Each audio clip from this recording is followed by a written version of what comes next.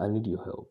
Just the younger ones who come after us, basically. I want them to have an edge in the society despite the fact that they come from Nigeria. And I think it's possible.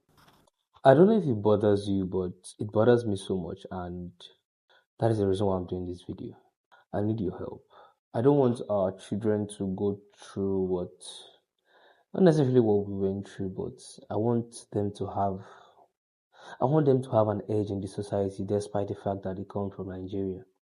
Because it's almost like if you come from Nigeria, you all don't mind us already. And I don't want that to be the case of your children and my children. Just the younger ones who come after us, basically. I want them to have an edge in society. And I think it's possible. But work with me. So, before us, our parents, when we were kids, their parents, that's our grandparents, right? They didn't really have the opportunity, or they couldn't really afford to, some of them or most of them, they couldn't really afford to go to universities, right?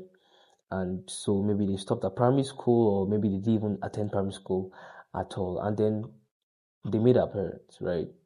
And our parents, most of them could not afford to go to university, They just stopped at secondary school education. They wrote WAEC. WAEC was very, very big. If you write WAEC, you pass. You're one of the top. Basically, you get what I'm trying to say.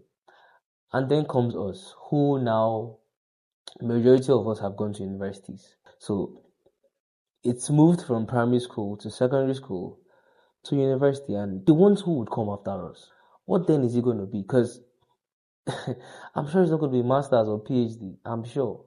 In fact, I feel like the need for the essential education is dropping massively with the advent of AI and so many things. The need for going to school, who really needs it at the end of the day? You will go, nothing come out. That's what it feels like. So the ones who would come after us, what would be their take home? What would be their edge in society?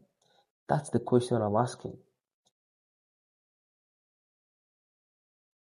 And I mean, I put it to ChatGPT, which is why I'm holding this phone, right? And I'm just going to read out what ChatGPT said. And I think you would agree. It says university is fine, but can you build something? Can you earn globally? Can you solve problems? I mean, ideally, this is the question, right? If you check amongst we, young ones, 30s, early 30s, safe, early 20s, that range. A lot of them went to university, but they're not really using that degree to earn anything. And then the ones who are using that degree to earn something, they're about 5 or 10% out of the lot, So it's having an edge in society and having it early.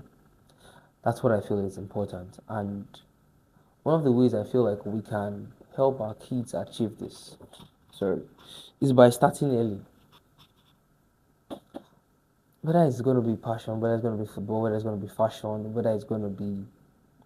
I want us to do it different, man. I want us to be attentive towards our young ones.